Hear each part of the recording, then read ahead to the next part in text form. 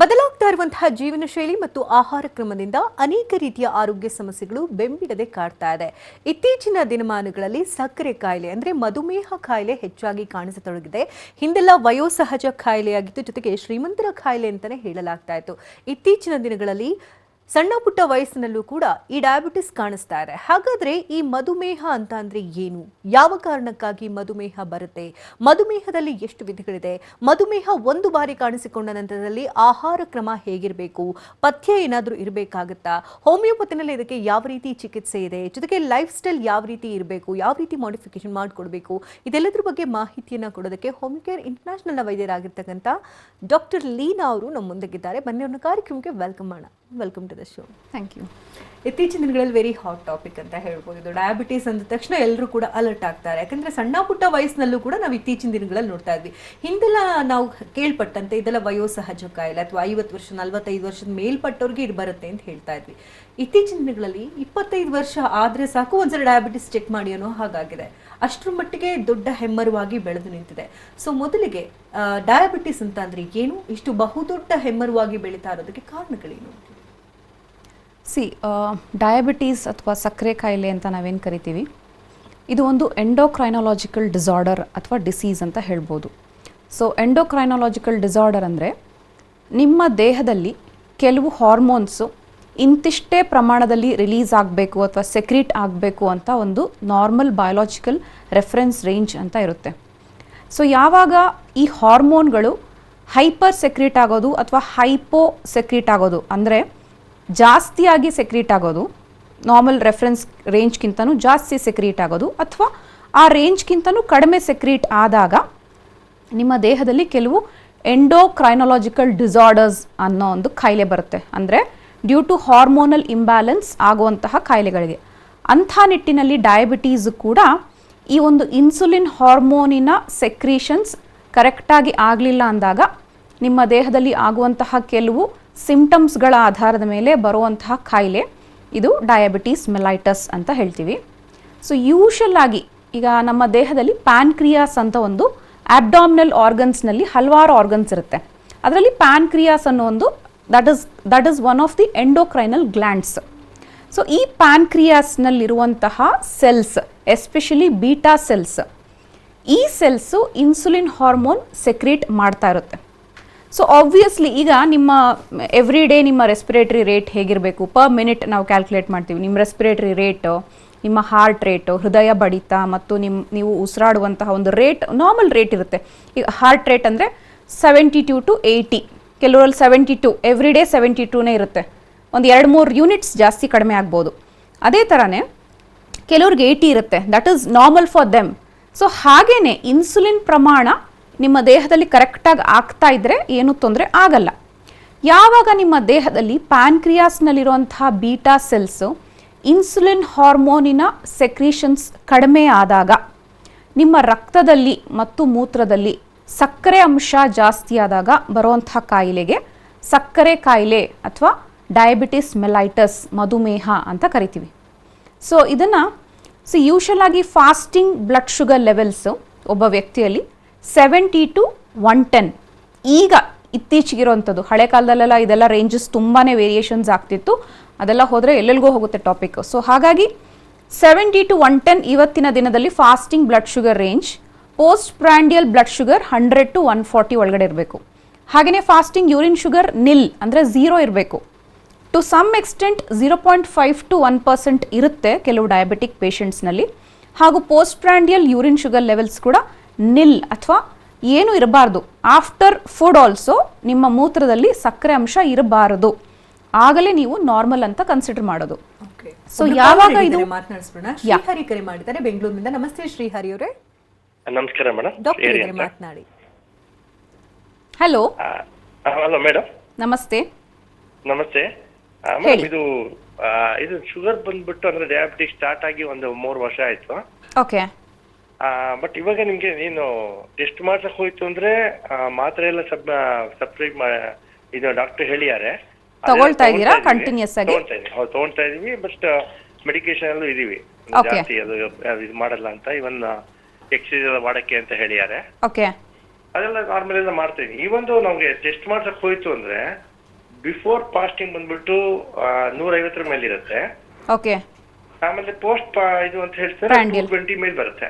In spite of medicines. In spite of medicines. Okay. ನಿಮ್ಮ ವಯಸ್ಸೆಷ್ಟು ಶ್ರೀನಿಧಿ ಅವರೇ? 52. 52. ಹಾ. ಓಕೆ. ನಿಮ್ಮ ಫ್ಯಾಮಿಲಿಯಲ್ಲಿ ಅಂದರೆ ಪೆಟರ್ನಲ್ ಸೈಡ್ ಹಾಗೂ ಮೆಟರ್ನಲ್ ಸೈಡ್ ತುಂಬ ಜನಕ್ಕೆ ಡಯಾಬಿಟೀಸ್ ಇತ್ತಾ? ಇಲ್ಲ, ನಮ್ದು ಆಕ್ಚುಲಿ ನಮ್ಮ ತಾಯಿ ತಂದೆಗೂ ಇಬ್ರಿಗೂ ಇರ್ಲಿಲ್ಲ. ಇವಾಗ ನಮ್ಮ ಅಕ್ಕ ಇದ್ದಾರೆ, ಅವ್ರಿಗೂ ಕೂಡ ಏನೂ ಇಲ್ಲ. ಓಕೆ, ಒಬ್ಬನಿಗೆ ಸ್ಟಾರ್ಟ್ ಆಗಿರೋದು. ಫೈನ್. ಏನು ಕೆಲಸ ಮಾಡ್ತೀರಿ ತಾವು? ನಾನ್ ಬಂದ್ಬಿಟ್ಟು ಇಲ್ಲಿ ಆಕ್ಚುಲಿ ಔಟ್ಸೈಡ್ ಪ್ರೈವೇಟ್ ಕೆಲಸ ಮಾಡೋದು, ಕಂಪ್ಯೂಟರ್ ರಿಪೇರಿ ಎಲ್ಲ ಮಾಡೋದು. ಕಂಪ್ಯೂಟರ್ ರಿಲೇಟೆಡ್ ಇಶ್ಯೂಸ್ ರಿಪೇರಿ ಮಾಡೋದು. ರಾತ್ರಿ ಹೊತ್ತು ನಮ್ಗೆ ಇದು ಮಾಡ್ತೀವಿ, ಬೆಳಿಗ್ಗೆ ಹೊತ್ತೆಲ್ಲ ಪ್ರೈವೇಟ್ ಏನಿರುತ್ತೆ ಎಲ್ಲ ಮಾಡ್ಕೊಂಡ್ ಬರ್ತೀವಿ. ಫೈನ್. ಅಂದರೆ ಈಗ ನೀವು 3 ಇಯರ್ಸಿಂದ ನೀವು ಮೆಡಿಸಿನ್ಸ್ ತೊಗೊಂಡ್ರು ಕೂಡ ನಿಮ್ಮ ದೇಹ ಆ ಮೆಡಿಸಿನ್ಸ್ಗೆ ಸ್ಪಂದಿಸದೇ ಇರೋದಕ್ಕೆ ಹಲವಾರು ಕಾರಣಗಳಿವೆ ಅಂತ ಹೇಳ್ಬೋದು. ಅಂದರೆ ನಾವು ಮೆಡಿಕಲ್ ಟರ್ಮ್ಸ್ನಲ್ಲಿ ಆಬ್ಸ್ಟಿಕಲ್ಸ್ ಟು ಕ್ಯೂರ್ ಅಂತ ಹೇಳ್ತೀವಿ. ಅಂದರೆ ಒಂದು ಟ್ರೀಟ್ಮೆಂಟ್ ನಡೆಯುವಂಥ ಹಾದಿಯಲ್ಲಿ there may be many obstacles, ಅಡಚಣೆಗಳು ಬಹಳ ಇರುತ್ತವೆ. ಟ್ರೀಟ್ಮೆಂಟ್ನ ನಿಟ್ಟಿನಲ್ಲಿ ಅಡಚಣೆಗಳು ಬಹಳ ಇರುತ್ತೆ. It could be your stress levels, it could be your eating patterns, diet changes. So ಹಾಗಾಗಿ ಫ್ಯಾಮಿಲಿ ಹಿಸ್ಟ್ರಿ ಸ್ಟ್ರಾಂಗ್ ಆಗಿಲ್ಲ ಅಂದರೂ ಕೂಡ ನಿಮಗೆ in spite of medicines control ಬರ್ತಾ ಇಲ್ಲ ಅಂತಂದರೆ ಹೋಮಿಯೋಪತಿ ಚಿಕಿತ್ಸೆನ ನೀವು ಶುರು ಮಾಡ್ಬೋದು. ಡೀಟೇಲ್ಡ್ ಕೇಸ್ ಮುಖಾಂತರ ಮತ್ತು ನಿಮಗೆ ಟ್ರೀಟ್ಮೆಂಟ್ನಲ್ಲಿ ಏನು ಆಬ್ಸ್ಟಿಕಲ್ಸ್ ಇದೆ ಅಂತಲೂ ಕೂಡ ನಾವು ಅನಲೈಸ್ ಮಾಡ್ತೀವಿ. ಒಮ್ಮೆ ಹೋಮಿಯೋ ಕೇರ್ ಇಂಟರ್ನ್ಯಾಷನಲ್ ಬ್ರಾಂಚ್ಗೆ ಕನ್ಸಲ್ಟ್ ಮಾಡಿ ಟ್ರೀಟ್ಮೆಂಟ್ ಸ್ಟಾರ್ಟ್ ಮಾಡಿ. ಧನ್ಯವಾದ ಶ್ರೀಹರಿ ಕರೆ ಮಾಡೋದಕ್ಕಾಗಿ. ನೀವು ಆಗಲೇ ಡಯಾಬಿಟಿಸ್ ಬಗ್ಗೆ ಮಾಹಿತಿ ಕೊಡ್ತಾ ಇದ್ದೆ, continue. So depending upon the insulin range, so ಏನಾಗುತ್ತೆ ಅಂದರೆ ನಿಮ್ಮ ದೇಹದಲ್ಲಿ ಸರಿಯಾಗಿ ಇನ್ಸುಲಿನ್ ಸೆಕ್ರೀಟ್ ಆಗಲಿಲ್ಲ ಅಂದಾಗ ಈ ರೀತಿಯಾದಂತಹ ಸಮಸ್ಯೆಗಳು ಡಯಾಬಿಟೀಸ್ ಅಂತ ಹೇಳ್ತೀವಿ. ಇದರಲ್ಲಿ ಮುಖ್ಯವಾಗಿ ನಮ್ಮ ದಿನನಿತ್ಯದ ಪ್ರಾಕ್ಟೀಸ್ನಲ್ಲಿ ಟೈಪ್ 1 ಡಯಾಬಿಟೀಸ್ ಹಾಗೂ ಟೈಪ್ 2 ಡಯಾಬಿಟೀಸ್ ಅಂತ ನೋಡ್ತಾ ಬರ್ತೀವಿ. ಅಂದರೆ ಇನ್ಸುಲಿನ್ ಡಿಪೆಂಡೆಂಟ್ ಡಯಾಬಿಟಿಸ್ ಮೆಲೈಟಸ್, ನಾನ್ ಇನ್ಸುಲಿನ್ ಡಿಪೆಂಡೆಂಟ್ ಡಯಾಬಿಟಿಸ್ ಮೆಲೈಟಸ್. ಹಾಗೂ ಇದರ ಜೊತೆಗೆ ಜೆಸ್ಟೇಷನಲ್ ಡಯಾಬಿಟೀಸ್ ಹಾಗೂ ಜುವೆನೈಲ್ ಡಯಾಬಿಟೀಸ್ ಅನ್ನೋದು ಇತ್ತೀಚಿನ ದಿನಗಳಲ್ಲಿ ತುಂಬ ಕಾಮನ್ ಆಗಿ, ಅಂದರೆ ಜೆಸ್ಟೇಷನಲ್ ಡಯಾಬಿಟೀಸ್ ಅಂದರೆ ಪ್ರೆಗ್ನೆಂಟ್ ಲೇಡೀಸ್ಗೆ ಬಾಧಿಸೋವಂಥ ಒಂದು ಇಶ್ಯೂ ಅಂತ ಹೇಳ್ಬೋದು.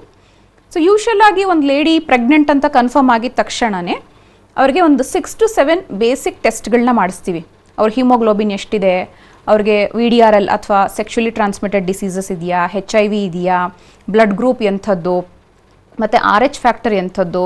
ಸೊ ಈ ರೀತಿಯಾಗಿ ತಾಯಿಯಿಂದ ಮಗುವಿಗೆ ಕಾಯಿಲೆ ಹೋಗದಿರೋ ಹಾಗೆ ಇವಳು ಸ್ಟಾರ್ಟಿಂಗ್ನಲ್ಲೇ ಹೇಗೆ ಮುನ್ನೆಚ್ಚರಿಕೆ ವಹಿಸಬೇಕು ಅಂತ ಕೆಲವು ಟೆಸ್ಟ್ಗಳನ್ನ ಮಾಡಿಸೋ ಹೊತ್ತಿಗೆ RBS ಅಂತ ಹೇಳ್ತೀವಿ, ರ್ಯಾಂಡಮ್ ಬ್ಲಡ್ ಶುಗರ್. ಸೊ ಇದನ್ನು ಕೂಡ ಟೆಸ್ಟ್ ಮಾಡಿಸ್ತೀವಿ. ಸೊ ಯೂಶಲ್ ಆಗಿ ಒಂದು 2-3 ಮಂತ್ಸ್ ರ್ಯಾಂಡಮ್ ಬ್ಲಡ್ ಶುಗರ್ ಎಲ್ಲ ನಾರ್ಮಲ್ ರೇಂಜ್ನಲ್ಲಿ ಇದ್ರೂ ಕೂಡ after 3rd or 4th month ಅವ್ರಿಗೆ ಶುಗರ್ ಲೆವೆಲ್ಸ್ ಇನ್ಕ್ರೀಸ್ ಆಗುವಂತಹ ಸಾಧ್ಯತೆ ಇರುತ್ತೆ due to hormonal changes during pregnancy. So ಇಂಥ ಒಂದು ಸಮಸ್ಯೆಗೆ ನಾವು ಜೆಸ್ಟೇಷನಲ್ ಡಯಾಬಿಟೀಸ್ ಅಂತ ಹೇಳ್ತೀವಿ. ಮತ್ತೊಬ್ರು ಕಾಲರ್ ಇದ್ದೀರಿ, ಮಾತಾಡ್ಸೋಣ. ಬೆಳಗಾವಿನಿಂದ ಮಂಜಯ್ಯ ಅವರು ಕರೆ ಮಾಡಿದ್ದಾರೆ. ನಮಸ್ತೆ ಮಂಜಯ್ಯ ಅವರೇ. ನಮಸ್ತೆ ಮೇಡಮ್. ಡಾಕ್ಟರ್ ಇದ್ದಾರೆ, ಮಾತನಾಡಿ. ಹಲೋ. ನಮಸ್ತೆ ಮೇಡಮ್. ಹಲೋ, ನಮಸ್ತೆ ಮೇಡಮ್. ನಮಸ್ತೆ, ಹೇಳಿ ನಿಮ್ಮ ವಯಸ್ಸೆಷ್ಟು? ನಮ್ಗೀಗ 39 ನಡೀತಾ ಇದೆ ಮೇಡಮ್. ಓಕೆ. ಸಮಸ್ಯೆ ನಿಮಗೇನಾ ಇರೋದು? ಹೌದು ಮೇಡಮ್, ನಮಗೆ ಹೇಳಿ, ಏನು ಸಮಸ್ಯೆ ಆಗಿದೆ? ಡಯಾಬಿಟಿಸ್ ಆಗಿ ಈಗ 7 ವರ್ಷ ಆಯ್ತು ಮೇಡಮ್. ಓಕೆ. ಅಲ್ಲಿ ಮಾತ್ರೆಗಳು ತಗೊಳ್ತಾ ಇದ್ದೀರಾ? ಹಾ, ತಗೊಳ್ತಾ ಇದ್ದಾರೆ ಮೇಡಮ್. ಓಕೆ. ಏನಾಗ್ತಾ ಇದೆ ಈಗ ಸಮಸ್ಯೆ?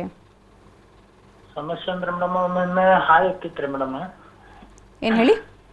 ಒಮ್ಮೊಮ್ಮೆ ಹಾಯ್ ಆಕೈತ್ರಿ ಶುಗರ್ ರೀ. ಹಲೋ. ಹಾ ಹಾ ಹಾ, ತುಂಬಾ ಹೈ ಇರುತ್ತಾ? Okay okay. ಹಾಯ್ ಆಗತ್ರಿ. ಹಾ ಹಾ ಹಾ. ಒಮ್ಮೊಮ್ಮೆ ಎಕ್ದಮ್ ಕಡಿಮೆ ಆಗುತ್ತೆ ಮೇಡಮ್. ಕಡಿಮೆ ಆಗ್ಬಿಡುತ್ತೆ. Okay okay, fine. So we will do one thing. ಅಂದರೆ 7 ಇಯರ್ಸಿಂದ ನೀವು ಡಯಾಬಿಟಿಕ್ ಪೇಷಂಟ್ ಆಗಿದ್ದೀರಾ, ಮೆಡಿಸಿನ್ಸ್ ತಗೊಳ್ತಾ ಇದ್ದೀರಾ, ಫ್ಲಕ್ಚುಯೇಟ್ ಆಗ್ತಾ ಇದೆ. ಅಂದರೆ ಒಂದೊಂದು ಸಾರಿ ಬಹಳ ಜಾಸ್ತಿ ಆಗ್ತಾ ಇದೆ, ಒಂದೊಂದು ಸತಿ ಹೈಪೋಗ್ಲೈಸಿಮಿಕ್ ಕೂಡ ಆಗ್ತಾ ಇದೆ ಅಂತ ಹೇಳ್ತಿದ್ದೀರಾ. ಸೊ ಹಾಗಾಗಿ ನಿಮ್ಮ ಒಂದು ಫ್ಯಾಮಿಲಿ ಹಿಸ್ಟ್ರಿ ಮತ್ತು ನೀವು ಇವಾಗ ಏನು ಮೆಡಿಸಿನ್ಸ್ ತೊಗೊಳ್ತಾ ಇದ್ದೀರಾ ಅದರದ್ದು ಡೋಸೇಜ್ ಮತ್ತು ಪೊಟೆನ್ಸಿನ ಚೇಂಜ್ ಮಾಡಬೇಕಾ, ಅಥವಾ ನಿಮಗೆ ಹೋಮಿಯೋಪತಿ ಟ್ರೀಟ್ಮೆಂಟ್ ಮುಖಾಂತರ ಡಯೆಟ್ನಲ್ಲಿ ಹಾಗೂ ಹೋಮಿಯೋಪತಿಯಲ್ಲಿರುವಂತಹ ಕಾನ್ಸ್ಟಿಟ್ಯೂಷನಲ್ ಔಷಧಿಗಳ ಮುಖಾಂತರ ನಿಮ್ಮ ಡಯಾಬಿಟೀಸ್ನ ಕಂಟ್ರೋಲ್ ತರುವಂತಹ ಪ್ರಯತ್ನನ ಮಾಡ್ತೀವಿ. ಸೊ ಒಮ್ಮೆ ನಿಮ್ಮ ರೀಸೆಂಟ್ ರಿಪೋರ್ಟ್ಸ್ ಅಂದರೆ ಒಂದು 6 months to 1 year ಒಳಗಡೆ ಮಾಡಿಸಿರುವಂತಹ ನಿಮ್ಮ ಶುಗರ್ ರಿಪೋರ್ಟ್ಸ್ ಹಾಗೂ ಸ್ಕ್ಯಾನಿಂಗ್ ರಿಪೋರ್ಟ್ಸ್ ಏನಾದರೂ ಇದ್ದರೆ, ರಕ್ತ ಪರೀಕ್ಷೆಗಳಾಗಿರ್ಬೋದು ಅಥವಾ ಅದರ್ ಬಯೋಕೆಮಿಕ್ ಟೆಸ್ಟ್ಗಳೇನಾದರೂ ಮಾಡಿಸಿದರೆ ಆ ರಿಪೋರ್ಟ್ಸ್ನ ತಗೊಂಡು ನೀವು ನಿಮ್ಮ ಹತ್ತಿರದ ಹೋಮಿಯೋ ಕೇರ್ ಇಂಟರ್ನ್ಯಾಷನಲ್ ಬ್ರಾಂಚ್ಗೆ ಕನ್ಸಲ್ಟ್ ಮಾಡಿ ರಿಪೋರ್ಟ್ಸ್ ಅನಾಲಿಸಿಸ್ ಮಾಡಿ ನಿಮಗೆ ಟ್ರೀಟ್ಮೆಂಟ್ ಸ್ಟಾರ್ಟ್ ಮಾಡಲಾಗುತ್ತೆ. ಧನ್ಯವಾದ ಮಂಜು ಅವರೇ ಕರೆ ಮಾಡೋದಕ್ಕಾಗಿ. ಇನ್ನು ಡಯಾಬಿಟಿಸ್ ಇದೆ ಅಂತ ತಿಳ್ಕೊಳ್ಳೋದೇ ತುಂಬ ಡಿಲೇ ಆಗ್ತಾ ಇದೆ ಇತ್ತೀಚಿನ ದಿನಗಳಲ್ಲಿ ಅಂತ ಹೇಳ್ಬೋದು. ಡಾಕ್ಟ್ರು ಏನೋ ಒಂದು ಟೆಸ್ಟ್ಗೆ ಬೇರೆ ಏನೋ ಕಾಯಿಲೆಗೆ ಹೋದಂಥ ಸಂದರ್ಭದಲ್ಲಿ ಆಲ್ಟರ್ನೇಟಿವ್ ಆಗಿ ಇದನ್ನು ಕೂಡ ಮಾಡಿಸಿ ಅಂತ ಹೇಳೋದನ್ನು ನಾವು ಕೇಳ್ಪಟ್ಟಿದ್ದೀವಿ. ಸೊ ಏನಾದರೂ ಸೈನ್ಸ್ ಆ್ಯಂಡ್ ಸಿಂಪ್ಟಮ್ಸ್ ಗೊತ್ತಾಗುತ್ತಾ ಮುಂಚೆನೇ, ಏನಾದರೂ ಲಕ್ಷಣಗಳು ಕಾಣಿಸ್ಕೊಳ್ಳುತ್ತಾ ಡಯಾಬಿಟಿಸ್ ಇದೆ ಅಂತ ತಿಳ್ಕೊಳ್ಳೋಕ್ಕೆ? ಖಂಡಿತ. ಡಯಾಬಿಟೀಸ್ನ ರೋಗ ಲಕ್ಷಣಗಳು ಅಥವಾ ಸೈನ್ಸ್ ಆ್ಯಂಡ್ ಸಿಂಪ್ಟಮ್ಸು ಈ ರೀತಿಯಾಗಿ ಇರುತ್ತೆ ಅಂತ ಹೇಳ್ಬೋದು. ವಿ ಕಾಲ್ ಇಟ್ 3P ಅಂತ ಹೇಳ್ತೀವಿ. ಪಿ ಅಂತಂದರೆ ಪಾಲಿಫೇಜಿಯಾ, ಪಾಲಿಡಿಪ್ಸಿಯಾ ಆ್ಯಂಡ್ ಪಾಲಿಯೂರಿಯಾ. ಸೊ ಪಾಲಿಫೇಜಿಯಾ ಅಂದರೆ ಇನ್ಕ್ರೀಸ್ಡ್ ಆ್ಯಪಟೈಟ್ ಅಥವಾ ಅತಿಯಾದ ಹಸಿವು. ಪಾಲಿಡಿಪ್ಸಿಯಾ ಅಂತಂದರೆ ಇನ್ಕ್ರೀಸ್ಡ್ ಥರ್ಸ್ಟ್ ಅಥವಾ ಅತಿಯಾದ ಬಾಯಾರಿಕೆ. ಪಾಲಿಯೂರಿಯಾ ಅಂತಂದರೆ ಇನ್ಕ್ರೀಸ್ಡ್ ಫ್ರೀಕ್ವೆನ್ಸಿ ಆಫ್ ಯೂರಿನೇಷನ್, ಅತಿಯಾಗಿ ಯೂರಿನ್ ಪಾಸ್ ಮಾಡುವಂಥದ್ದು, ತುಂಬ ಫ್ರೀಕ್ವೆಂಟ್ ಆಗಿ ಸ್ಮಾಲ್ ಕ್ವಾಂಟಿಟೀಸ್ ಆಫ್ ಯೂರಿನ್ ತುಂಬ ಬಹಳ ಬೇಗ ವಿದಿನ್ 1 hour 2 hours. ತುಂಬ ಜನ ನಮ್ಮ ಕ್ಲಿನಿಕ್ಗೆ ಬಂದಾಗ ಪೇಷಂಟ್ಸು ವೇಟಿಂಗ್ ಟೈಮ್ನಲ್ಲೇ ವಿದಿನ್ 30 minutesನಲ್ಲೇ ಯೂರಿನ್ ಪಾಸ್ ಮಾಡಬೇಕು ಅಂತ ಎಕ್ಸ್ಪೆಕ್ಟ್ ಮಾಡ್ತಾರೆ. ಸೊ ಈ 3Psನ ಬಿಟ್ಟು the other symptoms include weakness and easy fatigue ಅಂತ ಹೇಳ್ತೀವಿ. ಬಹಳ ಬೇಗ ಸುಸ್ತಾಗುವಂಥದ್ದು, ಸ್ವಲ್ಪ ಫಿಸಿಕಲ್ ಆ್ಯಕ್ಟಿವಿಟೀಸ್ ಮಾಡಿದ ತಕ್ಷಣ ಸುಸ್ತಾಗುವಂಥದ್ದು, ಬಿಕಾಸ್ ಅವ್ರ ಬಾಡಿಲಿ ಇನ್ಸುಲಿನ್ ಸೆಕ್ರೀಷನ್ಸ್ನಲ್ಲಿ ವೇರಿಯೇಷನ್ಸ್ ಆಗ್ತಿರುತ್ತೆ. ಇದರ ಜೊತೆಗೆ ಅಂಗಾಲುಗಳಲ್ಲಿ ಉರಿ ಬರುವಂಥದ್ದು, burning in the palms and souls ಅಂತ ಹೇಳ್ತೀವಿ. So these are the main symptoms of diabetes ಅಂತ ಹೇಳ್ಬೋದು. ಓಕೆ, ಇನ್ನಷ್ಟು ಮಾಹಿತಿನ ಪಡ್ಕೊಳ್ತೀನಿ. ಇದನ್ನ ಸಂಚಿಕೆಯಲ್ಲಿ ಮಧುಮೇಹ ಕಾಯಿಲೆ ಬಗ್ಗೆ ಮಾತನಾಡ್ತಾ ಇದ್ವಿ. ಈ ಬಗ್ಗೆ ಮಾತನಾಡೋದಕ್ಕೆ ಹೋಮಿಯೋಕೇರ್ ಇಂಟರ್ನ್ಯಾಷನಲ್ನ ವೈದ್ಯರಾಗಿರ್ತಕ್ಕಂಥ ಡಾಕ್ಟರ್ ಲೀನಾ ಅವರು ನಮ್ಮೊಂದಿಗಿದ್ದಾರೆ. ಇನ್ನಷ್ಟು ಮಾಹಿತಿನ ಪಡ್ಕೋಣ. ಈಗ ಡಯಾಬಿಟಿಸ್ ಅಂತ ಒಂದು ಸರಿ ಕಾಣಿಸ್ಕೊಂಡ ನಂತರದಲ್ಲಿ ತುಂಬ ಜನ ಈಗ ಡಯಟ್ ಮೊರೆ ಹೋಗೋದು, ಯೋಗ, ಜಿಮ್ ಪ್ರತಿಯೊಂದನ್ನು ಸ್ಟಾರ್ಟ್ ಮಾಡ್ತಾರೆ. ಒಂದು ಸ್ವಲ್ಪ ದಿನಗಳ ಕಾಲ ಮಾಡ್ತಾರೆ, ಅದರಲ್ಲಿ ರಿಸಲ್ಟ್ ಕಾಣಲಿಲ್ಲ ಅಂತ ಮತ್ತೆ ಈಗಿನ ಡಾಕ್ಟರ್ ಹತ್ರ ಓಡೋಗ್ತಾರೆ, ಟ್ಯಾಬ್ಲೆಟನ್ನು ತಗೊಳ್ತಾರೆ. ಇದು ಕಂಟಿನ್ಯೂಸ್ ಪ್ರೋಸೆಸ್ ಅಂತ ಹೇಳ್ಬೋದು. ತುಂಬ ಜನ ಏನು ಅನ್ಕೊಂಡಿರ್ತಾರೆ, ಒಂದ್ಸರಿ ಡಯಾಬಿಟಿಸ್ ಕಾಣಿಸ್ಕೊಂಡ್ರೆ ಲೈಫ್ ಲಾಂಗ್ ಇದಕ್ಕೆ ಟ್ರೀಟ್ಮೆಂಟ್ ತಗೊಳ್ಬೇಕು ಅಥವಾ ಇದಕ್ಕೆ ಅನ್ಕ್ಯೂರೇಬಲ್ ಅಂತ ಅನ್ಕೊಂಡಿರ್ತಾರೆ. ನಿಜನಾ? ಏನು ಹೇಳ್ತೀವಿ? ಖಂಡಿತ ತಪ್ಪು ಇದು. It's a myth.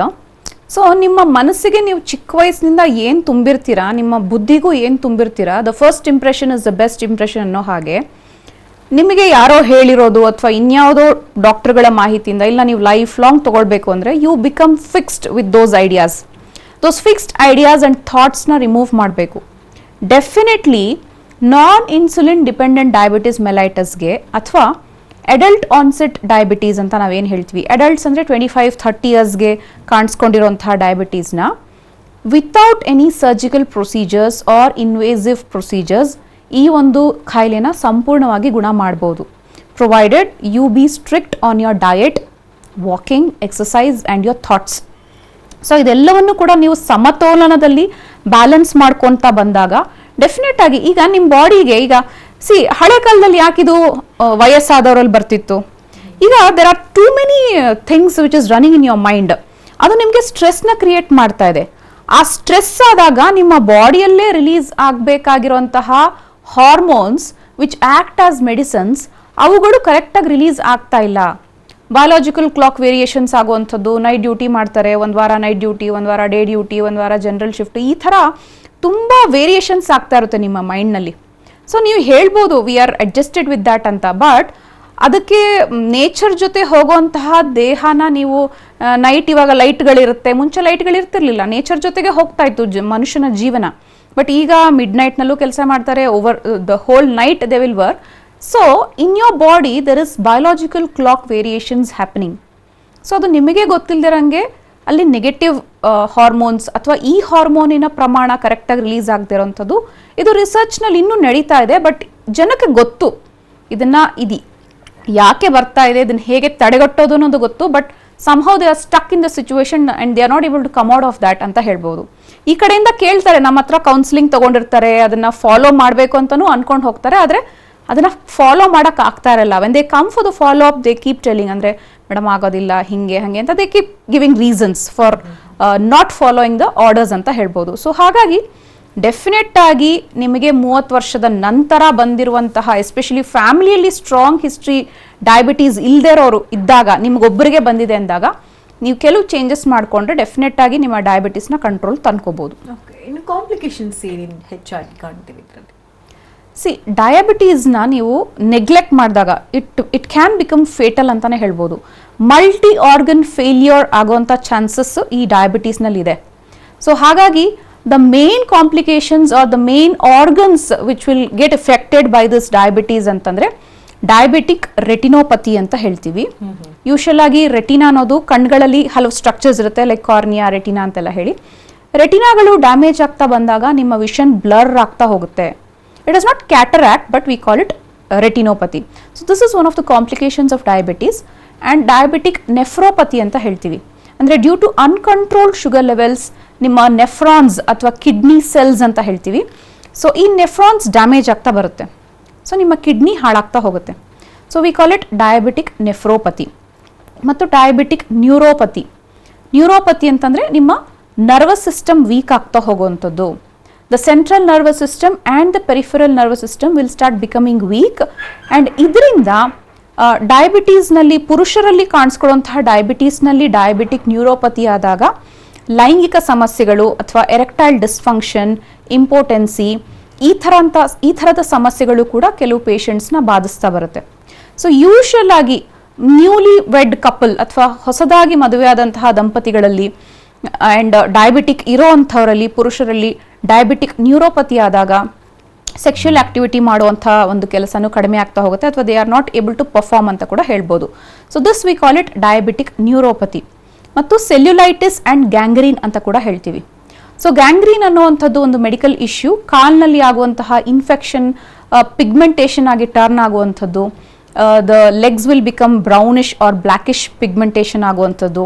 ಸೊ ಇನ್ಫೆಕ್ಷನ್ಸ್ನ ನಾವು ಮೆಡಿಸಿನ್ಸ್ನಲ್ಲಿ ಕ್ಯೂರ್ ಮಾಡೋಕ್ಕಾಗಲಿಲ್ಲ ಅಂದಾಗ ಕಾಲುಗಳನ್ನು ಆಂಪ್ಯೂಟೇಷನ್ ಅಥವಾ ಕಾಲುಗಳನ್ನು ಕಟ್ ಮಾಡುವಂತಹ ಸಂದರ್ಭಗಳು ಕೂಡ ಕೆಲವು ಪೇಷಂಟ್ಸ್ಗೆ ಬಂದಿದೆ.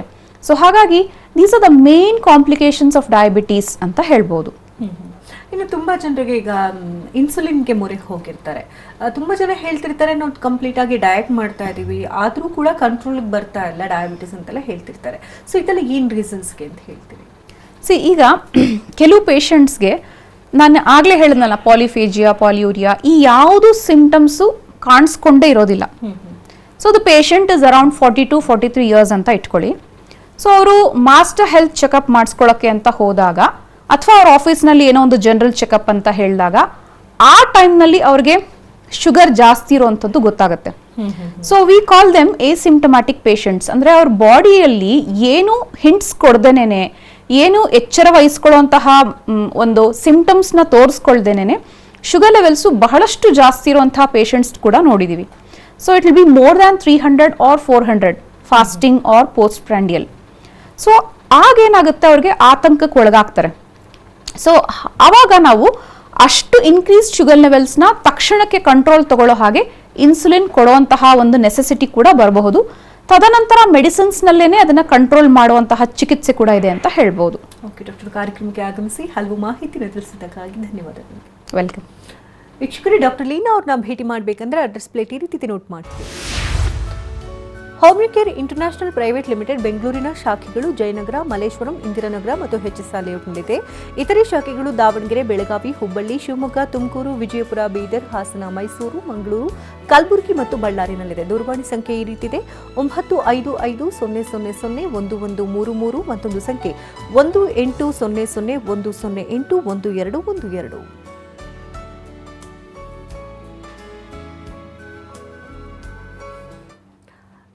ಇದು ಈ ಹೊತ್ತಿನ ವಿಶೇಷ. ನಿಮ್ಮ ಡಾಕ್ಟರ್. ನಿರಂತರ ಸುದ್ದಿಗಾಗಿ ನೋಡ್ತಾರೆ TV9.